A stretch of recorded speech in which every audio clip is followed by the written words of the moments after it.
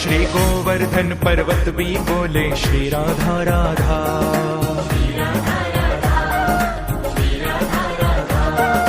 बरसाने के मोर बोले श्री राधा राधा।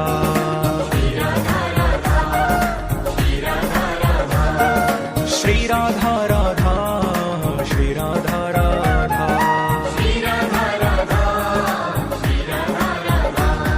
श्याम सुंदर की वंशी बोले श्री राधा राधा।